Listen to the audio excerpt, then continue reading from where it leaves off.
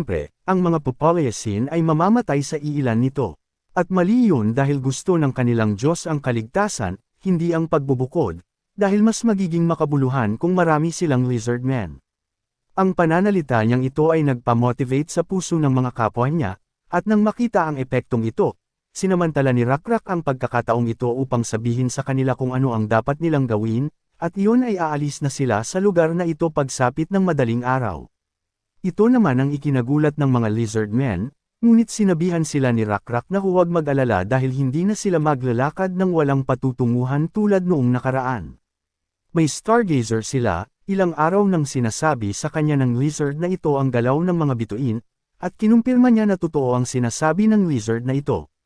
Kaya naman, ipinagmamalaki niyang ipahayag na ang lizard na ito, na tinatawag niyang stargazer, ang magiging gabay nila. Mula ngayon, ipagkakatiwala na nila sa stargazer na siyang gagabay sa kanilang landas.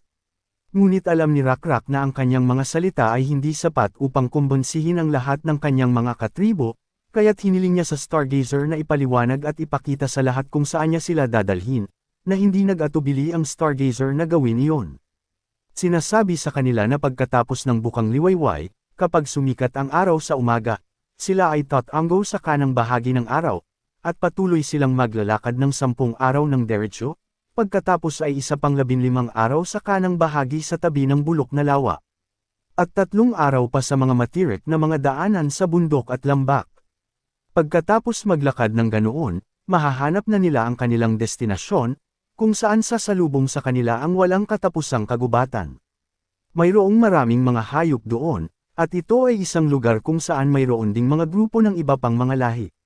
Nangangahulugan ito na ito ay isang magandang lugar na tirahan. Ngayon ay malinaw na, pinasalamatan ni Rakrak ang stargazer para sa paliwanag at pagkatapos ay ipinagpatuloy ang kanyang anunsyo sa pamamagitan ng pag-akyat sa altar upang gumawa ng pahayag. At ngayong nasa kanya na ang lahat ng atensyon nila, malakas niyang tinanong si Yer kung bakit hindi siya kumain ng kahit ano sa buffalo na nahuli nila kahapon. At ito ay napakabigla kaya natarante si Yer na hindi niya alam kung paano sasagutin. Ngunit nang makitang si Rakrak ay nakatayo sa altar, nang may matatag na aura, alam niyang dapat niyang seryosohin ang tanong na ito hanggat maaari, at kung magsisinungaling siya ngayon, ito na ang katapusan niya. Kaya naman, kahit na siya ay kinakabahan, ginamit niya ang kanyang nanginginig na boses upang sagutin ang tanong ni Rakrak ng totoo hanggat maaari, na ipinapaliwanag niya kung bakit hindi siya kumain ng buffalo kahapon dahil hindi siya nagugutom. Ipinunto ni Rakrak na ang lahat ay nagtrabaho ng husto upang mahuli ang mga buffalo na iyon, at bakit hindi siya kumain ng anuman, na siya namang nagpakaba kay Yer kaysa kanina. Ngunit alam niya na kung hindi siya magsasabi ng kahit ano ngayon, iisipin ng iba na hindi niya iginagalang ang mga ginawa nilang ito, kaya inipon niya ang lahat ng kanyang lakas ng loob upang linawin na nakikita niya na ang lahat ay nagtrabaho ng husto, ngunit hindi lang talaga siya partikular na nagugutom, at iniisip niya na kung magtitipid siya ngayon, baka mamaya ay makakain niya ito kapag siya ay talagang gutom. At ito ang gustong marinig ni Rakrak, kaya pinuri niya si Yer para sa isang mahusay na trabaho. Ito naman ay ikinagulat ng lahat, kahit si Yer ay hindi maintindihan ang nangyari. Ang akala niya ay ipapahiya na siya, pero ito ay nagresulta na siya ay gumagawa ng mabuti. At nang makita ang kanilang nalilitong mga mukha, ipinaliwanag ni Rakrak kung bakit pinuri siya at pinahahalagahan niya ang kanyang aksyon, ay dahil iniisip nito ang hinaharap, at ito ay isang mahusay na pag-iisip na dapat magkaroon ng lahat. Kaya, muli niyang tinanong si Yer kung ito ay may pagpapatuloy niyang pag-uugali, na malugod na sinagot ni Yer na mismo, at hanggat hindi siya masyadong nagugutom, gagawin niya iyon. At dahil doon, nagpa siya si Rakrak na bigyan siya ng sibat na ginawa nila, na muling ikinagulat ng lahat. At bago pa man sila makapag-react ay agad na iniabot ang sibat kay Yer, na nagpalaki naman ang kanyang mga mata sa pagkamangha habang kumikinang ang sibat, isang patunay kung gaano ito kahusay na ginawa. Ngunit ang isa pang revelasyon ay muling nagpagulat sa kanila dahil ang mga tauhan ni Yer, at ang mga tumanggi sa kanilang pagnanais na kainin lahat ang gusto nila, ay karapat-dapat ding bigyan ng sibat. Ito ay talagang nagpasaya sa grupo, at sa pagtingin sa kung gaano kahanga-hanga ang hitsura nila gamit ang sibat, ang iba ay nagsimulang mag-isip sa pagsunod sa kung ano ang ginawa ni Yer. Samantalang si JL naman ay nakahinga ng maluwag nang makitang ito ang napagdesisyonan ni Rakrak, na naging huwara na dapat sundin ng kanilang mga katribo. Pero sa kanyang sorpresa, hindi pa tapos si Rakrak, dahil kumuha siya ng bungo mula sa altar para isuot ito at hiniling kay Yer at sa kanyang mga tauhan na isa-isang lumapit sa harapan, dahil magdaraos na siya ng seremonya ng mandirigma para maging kanilang opisyal. At dahil dun, si Yer, the Bone Warrior, ay ipinanganak ngayon sa kalooban ng kanilang Diyos. Sinabi ni Rakrak sa kanya na dapat siyang maging mapagmataas, kung saan siya ay, hindi niya mapigilan ang kanyang mga luha sa paglabas. Pagkaraan ng ilang sandali, sumapit na ang bukang liwayway, at dahil nakahanda na silang lahat, ipinaalam ni Rakrak na lilisanin na nila ang banal na lugar na ito, at tiniyak niya sa kanila na huwag mag-alala, dahil nasa kanila ang kalooban ng kanilang Diyos. Kaya naman hindi na sila maliligaw sa kahit saan man. At sa gayon, dapat yukit rin ng lahat ang nameless beetle god sa kanilang mga isipan. At tandaan na kahit na ang kanilang daanan ay puno ng mga hamon, kailangan nilang magpatuloy ng walang takot, tulad ng kanilang pagtitiis sa kagustuhang makakain ng buffalo. Kung sila ay magtitiis at magpapatuloy, sila ay uunlad, at ito ay pakikinabangan ng lahat. At hindi sila dapat mag-alala dahil ang kanilang Diyos ay laging kasama nila. Sa talumpati ni Rakrak, naantig ang puso ng lahat, kaya mas nananabik silang lisanin ang lugar na ito ng may pag-asa sa isang pangakong lupain na naghihintay. Samantala, huminga lang ng malalim si Rakrak habang hiniling niya sa kanyang Diyos na patawarin siya sa paggamit ng kanyang pangalan para kumbansihin ang kanyang mga katribo na lisanin ang lugar na ito, pero naniniwala si Nebula na hindi na niya kailangan pang humingi ng tawad dahil naiintindihan niya ang kanyang intensyon. Kung hindi lohikal mag-isip si Rakrak, hindi niya ito pipiliin bilang priest sa simula. Sa halip, higit na natuwa siya sa ginawa ni Rakrak, dahil nakamit pa niya ang pag-level up ng isang lizardman, na binabago ng gusto ang mga attributes ni Yer. At gayon din, maging ang mga espesyal na kakayahan ni Rakrak sa wakas ay nakapag-level up din dahil sa nangyari kagabi. At sa kung gaano kahusay ang nagawa ni Rakrak at hindi binigo ang kanyang mga inaasahan, kumbinsido si Nebula na mula ngayon, si Rakrak ay magiging isang ganap na magsisimula para sa kanyang pagiging makapangyarihang Diyos. Makalipas ang ilang araw, binabaktis pa rin ng grupo ang ilang daanan, ngunit dahil sa init, bumagsak si Manan sa lugar. Kaya naman, agad na pinuntahan ito ni Rakrak, ngunit tila napagod lang ang katawan ni Manan. Kaya, tinanong niya ang Stargazer kung posible ba silang magpahinga muna, na inaprubahan naman ng Stargazer dahil wala silang magagawa. Sa pamamagitan nito, sumenyas siya sa lahat na magpahinga muna, na ipinasa naman ng mga mandirigma sa iba. Ngunit habang sila ay nagpapahinga, si Rakrak ay nakarinig ng hindi mabilang na mga alalahanin mula sa kanyang mga katribo. Ang isa ay nag-aalinlangan kung kaya pa ba nilang makapunta sa ipinangakong lugar na kanyang ipinahayag. Nag-aalinlangan din sila kung maibabalik ba ng pagpapahinga ang kanilang lakas, dahil lahat sila ay pagod na, at halos hindi na sila kumakain ng kahit ano, na nagpalala ng sitwasyon. Ngunit nauunawaan ni Rakrak ang lahat ng ito dahil 3 araw na silang naglalakad, at dahil dito, pagod na pagod ang buong grupo, at nauubusan na sila ng pagkain. Sa ganitong mga pangyayari, maaari na lamang silang umasa na may isa pang milagrong mangyayari. Ngunit tila hindi na niya kailangang maghintay ng matagal, dahil ang isa sa kanyang mga mandirigma ay nagmamadaling lumapit sa kanya upang ipaalam na may isang grupo na lumitaw sa unahan nila, at sila ay walang pakialam na mga bastardo. Ang mga scaleless na bastardo na kanilang tinutukoy ay isang grupo ng mga arroganting orc, at ngayon ay tuwang-tuwang na nagmamadali patungo sa mga lizardmen na kanilang nakita, habang pinaplano nilang kunin ang kanilang mga resources at makaalis na sa kakilakilabot na lugar na ito sa lalong madaling panahon. Kumpiyansa silang matatalo nila ang mga lizard na iyon, dahil naniniwala sila na ang kanilang mga species ay mas malakas kumpara sa kanila. Ngunit sa kanilang pagkagulat, ang mga lizard na ito ay hindi pangkaraniwan na araw-araw nilang nakikita, at kasama pa nila ang buong hukbo. Dahil dito, agad nilang nalaman na delikado sila, kaya natigilan na lang sila sa takot. Sa pagmamasid sa kanilang reaksyon, hindi napigilan ni Rakrak ang panunukso sa kanilang kalokohan, na inihalin tulad sila sa mga gamo-gamo na bulag, na lumilipad sa apoy, na hindi alam ang panganib na kanilang kinagigiliwan. Gayunpaman, sila ay masyadong natigilan upang tumugon agad, at sa pagtingin sa kanilang mga hukbo, tila ang mga lizard na ito ay may mahusay na kagamitan kaysa sa kanila. Dahil dito, Agad na ibinaba ng leader ng orc ang kanyang sandata at iniyuko ang kanyang ulo, humihingi ng tawad kay Rakrak, at ipinaliwanag na hindi nila sinasadyang gumawa ng ganitong kalaking kaguluhan, nagmamadali lang sila dahil gusto nilang makaalis sa lugar na ito sa lalong madaling panahon. Natarante dito si Rakrak dahil sa pagmamasid niya sa gilid ng burol ay tila wala namang problema, at ayon kay Stargazer, ang lugar na kanilang kinaroroonan ngayon ay aabutin ng 3 araw bago sila makatawid, at dahil natiis nila ang lahat hanggang ngayon, tiyak na matitiis pa nila ang bagong 3 araw. Bilang karagdagan dito, habang nagbabago ang kapaligiran, nagsisimulang lumitaw ang mga nakakain dito. Kaya hindi niya maintindihan kung bakit gusto nilang umalis sa burol sa lalong madaling panahon.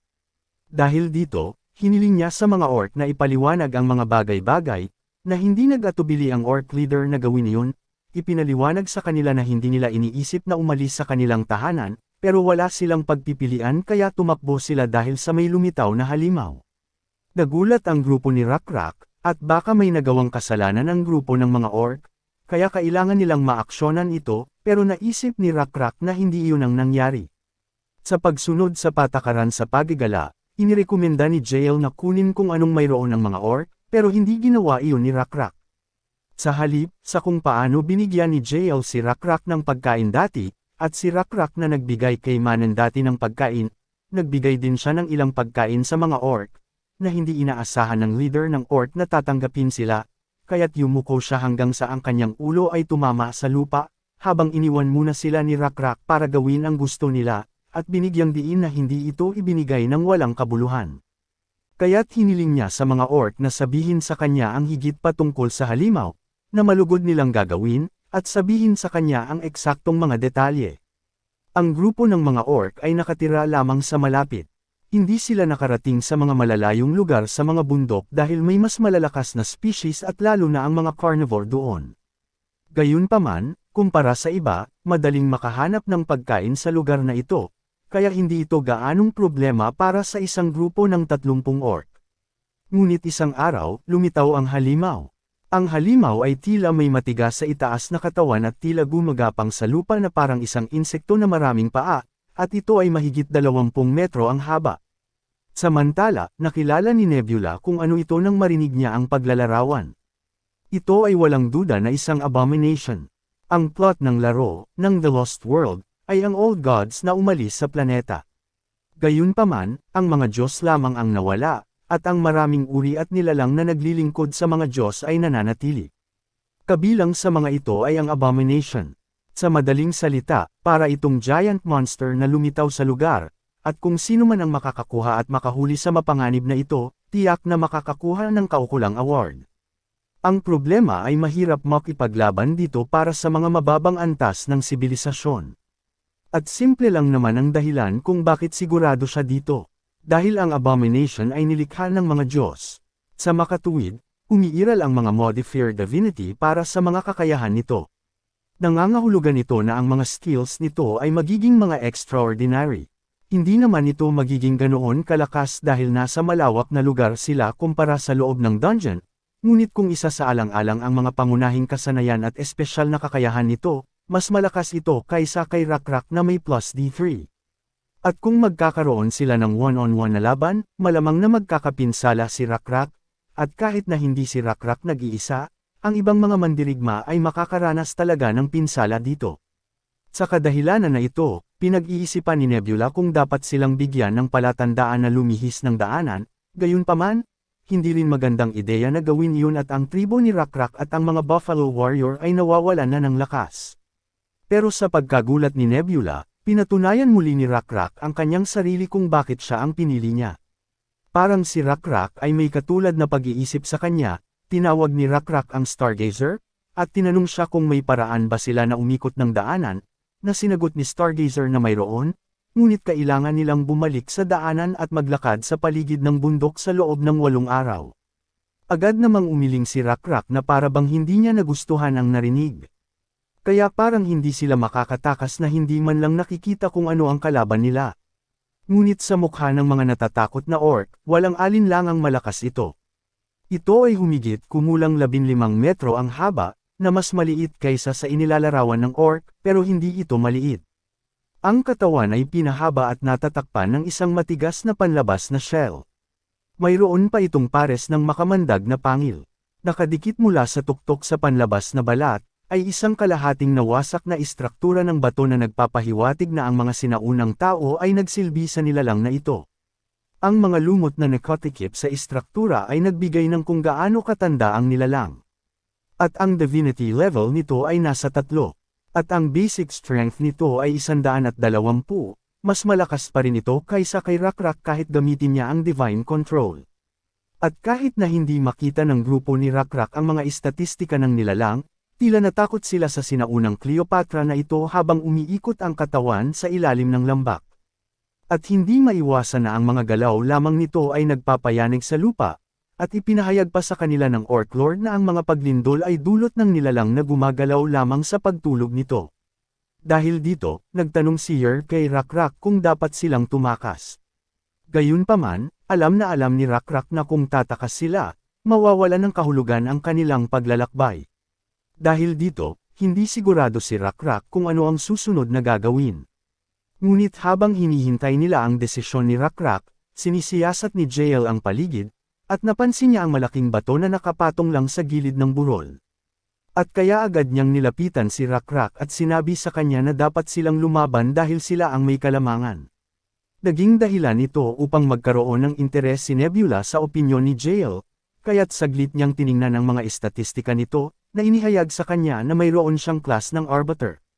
Nangangahulugan ito na isa siya sa pinagkakatiwalaan ng tribo, at kilala na, at ang antas ng kanyang intelligence ay mas mataas kaysa kay Rakrak at patuloy itong tumataas.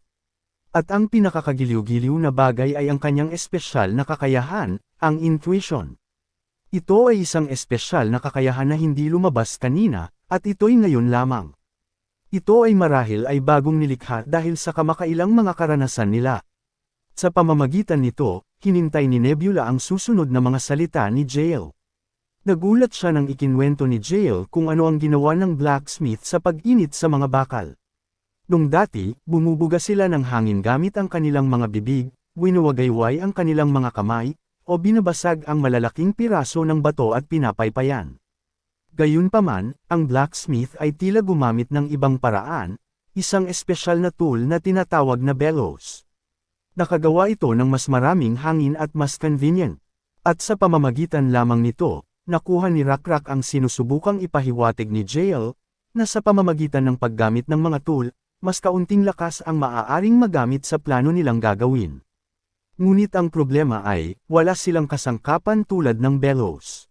At isa pa, ang tool na iyon ay ginawa ng blacksmith pagkatapos niyang mapag-isipan iyon ng mahabang panahon. Bilang tugon, nilinaw ni Jael na hindi nila kakailanganin ng ganoong sopistikadong tool. Ang isang simpleng tool ay magiging higit na sapat na. Dahil ang halimaw na kailangan nilang harapin ay natutulog sa ibaba ng burol na iyon, at sila ay nasa mas mataas na elevation, sila ay walang pinagkaiba sa isang manggagawa na nakaupo sa harap ng isang forge. Kaya't kung maghahanda lamang sila at kumilos ng naaayon, magagawa nilang magpainit ng metal. Ang mga salitang ito ay nonsense para kay Rakrak at sa iba pang mga mandirigma. Ngunit nagpatuloy si Jael na sabihin sa kanila ang isang partikular na ideya na nasa isip niya. Tumango si Rakrak at ang mga mandirigma ay pinag-isipan ito ng maayos. Medyo ikinabahala ito ni Nebula, kaya gumamit siya ng himala at ipinatawag ang isang asul na paro-paro sa harap ni Rakrak, na ipinagtaka ng mga mandirigma kung ano ang nangyayari at lumitaw ang isang asul na paro-paro nang wala sa oras sa lugar, habang si Rakrak ay nakatitig sa mga pakpak ng paro-paro. Ang kanyang mga mata ay nagsimulang lumiwanag, at pagkatapos siya ay napangiti sa kanyang pagtingin, dahil ito ay isang palatandaan na ang Diyos ay nagbigay ng pahintulot. Dahil dito, napagdesisyonan niyang gawin ang sinasabi ni Jael. At kaya, agad silang pumunta sa matarik at makipot na burol. Sa ibaba ng gilid ng burol, kung saan ang sinaunang Cleopatra ay umiikot at natutulog, mayroong isang matarik na burol na humigit kumulang 70 degrees angulo. Nangangahulugan ito na si Rakrak at ang kanyang mga mandirigma ay lalaban dito sa sinaunang Cleopatra, hindi sila madaling makagalaw dahil sa matarik na burol at malamang na direktang makipag-ugnayan sila sa sinaunang Cleopatra. Sa kabilang banda, ang higanteng sinaunang Cleopatra ay may maraming mga paa, kaya maaari itong umakyat sa mas matarik na dalasdes. Gayunpaman, hindi ito mahalaga dahil si Rakrak lang ang lalapit dito. Ayon sa plano, ang tanging pagkakataon na lalapit si Rakrak sa sinaunang Cleopatra ay kung papatayin na nila ito. At sa ilang saglit na paghahanda, ang mga mandirigma ay nakapwesto na sa tabi ng mga malalaking bato na itinuro ni Rakrak. Hindi nila mano-mano na gagamitin ang kanilang kamay. Nakakita at binunot nila ang ilang matataas na puno sa lugar at bawat isa ay nakahawak sa kabuuan nito upang igulong ang mga malalaking bato at durugan ang halimaw hanggang mamatay. Ito ay talagang isang simpleng plano, ngunit isang plano na nangangailangan ng diskarte. At si Rakrak ay naisip na ang pagharap at pakikipaglaban dito ang tanging paraan. Pero iba naman ang iniisip ni Jael. Hindi alam ni Jael kung paano ito eksaktong ipahayag, pero ginamit niya ang kanyang kaalaman upang patunayan ang totoong mga aksyon na posible ang paglipat ng malalaking bagay na may maliit lamang na lakas. Sa mga mata ni Nebula, ang kanyang kaalaman ay maaaring tawaging physics upang masystematize ito, dahil karaniwang inilalapat niya ang mga prinsipyo ng mass at kinetic energy kasama ng positional energy at leverage. Ngunit hindi yun nangangahulugan na si Jael ay magiging isang physicist. Gayunpaman, kung paano naimpluwensyahan ng mga kakayahan ng blacksmith ang intuition ni Jael, ang isang kaganapan ay maaaring makaimpluwensya sa maraming individual, na isang magandang bagay para kay Nebula, kaya masigasig niyang tiningnan ang bawat kilos nila. At dahil handa na ang lahat, agad na kumilos ang mga mandirigma. Gayunpaman, ang mga malalaking bato ay hindi agad gumalaw. Kaya't sumenya si Jael ng isang sigaw para maging mabisa, at ang mga malalaking bato ay unti-unting umuuga, at hindi nagtagal hanggang ang isang malaking bato ay gamulong sa ibabaw ng burol. At para mapatay ang centipede ng ganitong diskarte, mas mabuti kung ang lahat ng mga bato ay ihuhulog dito ng sabay-sabay. Gayunpaman, hindi ito naging madali, dahil isa lamang ang tumama at ang kanilang inihulog, at hindi yun sapat, ikinagalit nito ng nilalang, kaya naman agad itong gumapang paakyat sa burol para salakayin sila, at kahit malaki ang katawan ay mabilis naman gumalaw ito. Dahil dito, alam ni Nebula na huli na ang lahat, kaya sumanib siya sa katawan ni Rakrak na may divine control. Kaagad, matagumpay na naitulak ni Rakrak ang pangalawang malaking bato na gumugulong na sa burol ng napakalakas. Pagkatapos ay tinulak niya ng malakas ang ikatlong malaking bato, na hindi basta-basta maitutulak dahil ito ang pinakamalaki sa tatlo. Gayunpaman, si Nebula ay nasa loob niya, at nagawa niyang itulak ito sa gilid. Ngunit gayunpaman, alam ni Rakrak na ang nilalang ay hindi basta-basta tatakbo patungo sa malaking bato, kaya't hinawakan niya ang kanyang sibat at tumalon mula sa burol ng bundok, lumipad ng 300 metro sa himpapawid, at buong lakas niyang ibinato ang sibat. Sa pamamagitan nito, ang sibat ay pumailang lang sa hangin na parang sinag ng liwanag at tumagos sa makapal na balat ng sinaunang Cleopatra. At kahit maliit na sugat iyon, sapat na iyon para pigilan muna ang paggalaw nito saglit. Dahil dito, natama ng ancient Cleopatra ng malaking bato na parang isang promo, isang buy one take one. At dahil direktang tumama ang malaking bato sa ulo ng sinaunang Cleopatra, namatay ito sa isang iglap. Matapos makita ang pagkamatay ng higanteng halimaw, ang grupo ay sumisigaw para kay Rakrak, ang mga mandirigma ng Nameless Great Beetle God. Samantala, natuwa si Nebula sa kinalabasan, ngunit hindi napataas ang kanyang faith points, ang kanyang divinity level ay hindi nagbago dahil ang pag-level up ay naging mas mabagal, at walang masyadong experience points. Ang tanging mahalaga ay ang item na nakuha niya mula rito, ang Essence of Abomination. Pagdating sa pagiging isang Diyos, ang kanilang pinakamalaking kapangyarihan ay ang kakayahang lumikha ng isang bagay.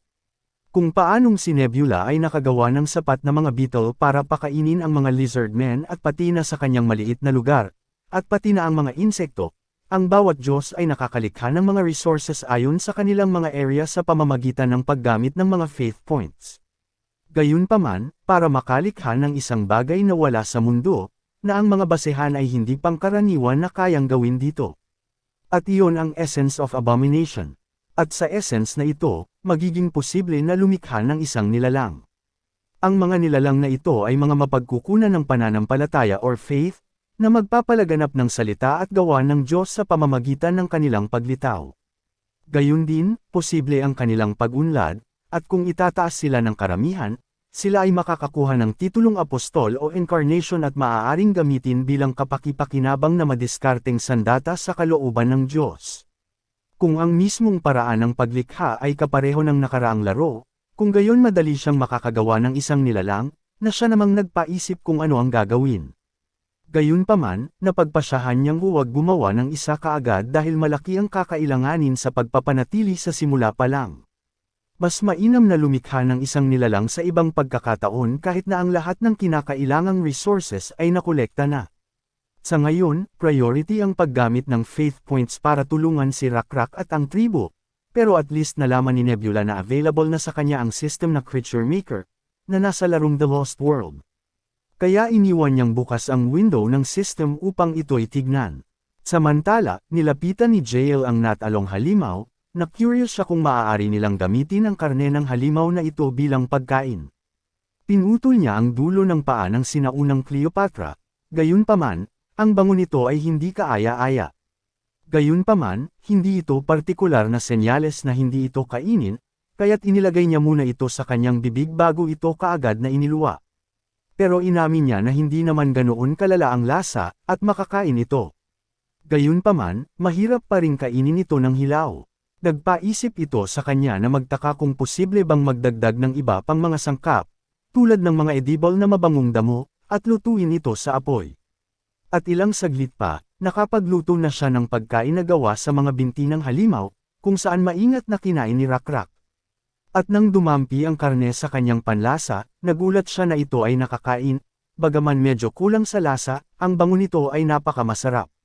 At nang makita ang kanyang reaksyon, buong pagmamalaking tinawag ito ni Jael, na ito ang pagluluto. Nilagyan niya ng edible scented herbs ang karne at niluto ito sa apoy, na ikinatuwa ni Rakrak na nakaisip siya ng solusyon ng ganito kabilis, dahil pinag-iisipan niyang itapon ng buo ang bangkay ng halimaw dahil napakalakas ng amoy nito.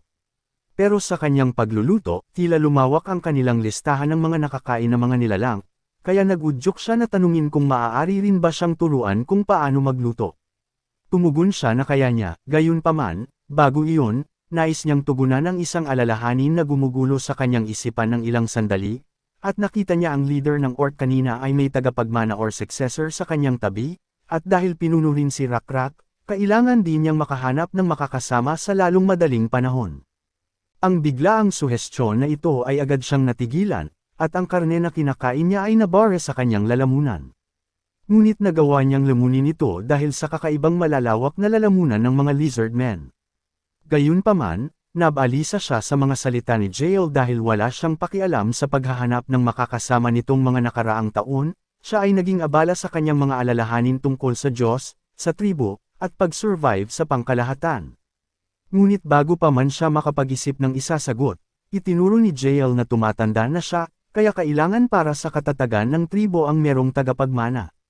At nang makitang seryoso siya tungkol dito, umayos siya at inayos ang sarili, at tinanong si Jael kung ang ibig niyang sabihin ay humanap siya ng kapareha, na kinumpirma ni Jael, at kung hindi niya talaga naisip ang tungkol dito, kung gayon bakit hindi si Jael na lang ang kanyang gawing makakasama, at dahil sa biglaang nangyaring ito, hindi niya alam kung ano ang isasagot niya. Buti na lang at may nangyari pa na kailangan niyang asikasuhin. Naroon ang altar na sinira ng malaking bato, at sa loob nito, may nagniningning, na sumasalamin sa liwanag dahil sa paglubog ng araw. Kabilang sa mga pira-piraso ng altar ay isang tablet na gawa sa ginto. Ito ay nagpagulat kay Nebula, pero ang golden tablet na natagpuan ni Rakrak ay isang pangkaraniwang relic. Kung ang isang tao ay sapat na mapalad sa pagkakataon na makita ang isang ancient ruin, makakahanap sila ng isang aklatan ng mga kaligrapikong gawa na puno ng nakasulat na wika mula sa panahong iyon. Isinulat ng mga sinaunang tao ang tungkol sa bawat maliliit na bagay, kaya maituturing na malaking swerte kung ang mga sulatin na nahanap nila ay tungkol sa pagtatayo ng mga bahay at iba pang mga trivial matters. Gayunpaman, ito ay isang disenteng paghahanap. Hindi alam ni Rakrak at ng grupo kung ano ang sinasabi sa Golden Tablet dahil hindi nila malalaman iyon dahil ito ay mga letra, pero sa isang player, ang lahat ng impormasyon ay ipinapahayag. Ang inscription sa Golden Tablet ay isang panimula sa sinaunang sibilisasyon na dating tinatawag na Kalunbar Empire, Higit sa lahat ito ay binubuo ng mga sulatin tungkol sa kadakilaan ng Kalunbar Empire at mga tagumpay nito, kaya walang gaanong mahalagang impormasyon na mapupulot. Gayunpaman, bukod sa halaga nito bilang mapagkukunan ng impormasyon tungkol sa isang sinaunang sibilisasyon, nagbibigay ito ng pahiwatig tungkol sa iba pang mga sinaunang labi ng Imperyong Kalunbar. Pero ang sibilisasyon ay kailangang maging mas advanced upang maisalin ang mga salita. At dahil ang The Lost World ay puno ng mga sinaunang sibilisasyon, hindi na kailangang maabot ang antas sa pag-unlad ng modernong sibilisasyon katulad sa Earth, kung saan maaaring maitatag ang isang balangkas upang bigyang kahulugan ang Egyptian hieroglyphics batay sa sikat na Rosetta Stone. Gayunpaman, kailangan lamang ang magkakaibang lipunan na may mga arkeologo, lingwista, unibersidad, at sapat na kaalaman sa bawat iba't ibang sibilisasyon. Kaya sa ngayon, ang tablet ay walang pinagkaiba sa basura. Pero dahil ang mismong Golden Tablet ay isang piraso ng napakakintab na metal, ito'y nakakuha ng atensyon sa mga lizardmen. Pinulot pa ito ni Yer at sinubukang kainin, ngunit sa kanyang pagkadismaya, inihayag sa kanya ni Stargazer na hindi niya ito makakain, dahil ito ay isang metal na tinatawag na ginto. At hindi nagbabago o nabubulok ang kulay kahit matagal na ito na panahon. Kaya naman medyo mas mahalaga ito. Gayunpaman, ang ginto ay isang malambot na metal at magsisilbi sa kanila na walang paggagamitan kaysa sa bakal sa ngayon. Ito ay nagkakahalaga lamang ng pagkakaroon ng mahalagang metal bilang dekorasyon, ngunit ang ganitong uri ng sining ay hindi pamilyar sa lizardman kumpara sa iba pang mga species.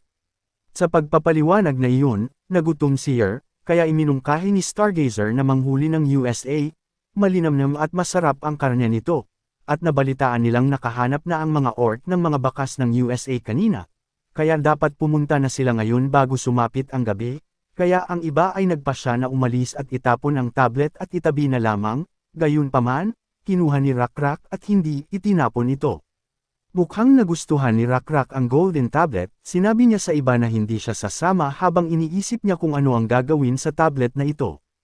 At sobra siyang namangha dito dahil lahat ay namamatay, nabubulok, at nawawala, walang bagay sa mundo na hindi nagbabago.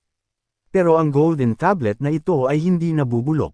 Kaya't naramdaman ni Rakrak na sinusubukan ng mga gumawa ng tablet na ito na i-preserve ang isang bagay dito, ngunit wala siyang kahit isang palatandaan kung saan magsisimula, kaya tinitigan niya lang ito saglit. Ilang sandali pa, muling nagpakita si JL para sabihin sa kanya na handa na ang lahat para matulog. Pero nakita ito ni Rakrak bilang isang angkop na sandali upang humingi ng opinyon ni JL, kaya sinabi niya sa kanya ang tungkol sa kung ano ang naiisip niya tungkol sa tablet na ito, at nang makitang lubos niyang naiintindihan kung ano ang ipinupunto niya, itinuro ni Rakrak ang napansin niyang may mga patakaran sa mga inukit, dahil may magkakahugis na pareho. Ito naman ang nagpaalala kay JL na ito ay katulad ng mga simbolo sa pangangaso na ginawa ng kanilang mga mandirigma. At tulad ng kung paano siya ang nag-iisang lizardman na may suot na balabal, na partikular na sinabi ni JL sa kanya na isuot, at iyon ay dahil gusto niyang magkaroon siya ng isang natatanging bagay na naiiba sa kanila, dahil siya ang simbolo bilang pinuno ng tribo. Dahil dito, lumalawak ang kanyang pangunawa, ngunit masyado pang maaga para sa kanya na matanto kung ano ang ibig sabihin ng mga simbolong ito. Sa paglipas ng ilang oras, nasa harap pa rin si Rakrak ng inihain na USA at matiyagang nakatingin sa tablet. Samantala, nakita ni Nebula ang isang bahagyang posibilidad. Sa kanyang suporta, maaaring makaimbento si Rakrak ng mga primitive na letra, lalo na't mataas ang willpower ni Rakrak, kaya malamang na ipagpapatuloy niya ang pagbibigay pansin sa isang bagay na interesado siya. Kaya't sinubukan niya ito, ngunit ang isang Diyos na nagbibigay ng direktang kaalaman sa kanilang tribo ay kumokonsumo ng malaking halaga ng faith points, pero ang pagbibigay ng mga pahiwatig ay hindi naiiba sa isang normal na himala. At dahil dito, may nakitang kakaiba si Rakrak. Tila ang mga insekto ay gumagalaw ayon sa ilang mga pattern, na parang may isang hindi nakikitang kamay na gumagabay sa kanila. Ang mga ilusyon na ito ay lumilitaw at nawawala ng ilang beses sa harap ng mga mata ni Rakrak. Naisip niya na ang kumikislap na galaw ay tila pamilyar, at ang kanyang pagkaunawa ay hindi nalalayo. Iniisip niya na ang paggalaw ng mga insekto na ito ay katulad ng mga nakaukit na ginawa ng mga sinaunang tao sa Golden Tablet. Sa pamamagitan nito, nag-isip si Rakrak ng ilang bagay at gumuhit sa lupa gamit ang isang stick. Sa simula, kinopya niya ang mga character sa golden tablet. Pagkatapos, nagsulat siya ng mga bagay na mga letra o simbolo, at hindi nagtagal, binura niya ang mga linyang na iniwan niya sa lupa gamit ang kanyang mga kamay, na nagpaisip sa kanya ng saglit. Ngayon ay isinasaalang-alang niya na maaaring hindi ang ginto ang hindi nabubulok sa golden tablet na ito, kundi ang nakaukit dito. At kasabay nito, ginugol niya ang magdamag na pagsusulat sa lupa gamit ang kahoy na patpat. At pagdating ng umaga, pumunta si Rakrak sa tent ni Jael at ginaisang siya, na sa una ay naisip ni Jael na may nangyayari bang kakaiba, pero nilinaw ni Rakrak na may ipapakita siya sa kanya, at tila nasa sabik si Rakrak. Kaya nagpa siya si Jael na sundan siya. At sa pagpunta nila sa isang malinaw na lupa, nagsimulang magsulat si Rakrak, gumuhit muna siya ng isang tatsulok at 2 linyang patayo gamit ang stick. At ipinaliwanag kay Jael na ito ako, isang lalaking lizard. Nagpaintriga ito kay Jael, kaya hiniling niyang magpaliwanag pa. Kaya pagkatapos ay gumuhit si Rakrak ng isang baliktad na tatsulok at 2 linya. At ipinaliwanag na ito siya, at para maging tiyak, ito ay isang babaeng lizard. At nang makitang naiintindihan ni Jael ang ibig niyang sabihin, nagpatuloy si Rakrak sa pagguhit ng 2 linya sa pagitan ng 2 guhit.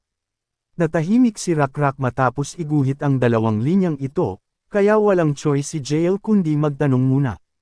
Bilang tugon, nang may mas malumanay na tono, ipinaliwanag ni Rakrak na ang simbolo na ito ay nangangahulugan ng pagiging magkasama ng isa't isa.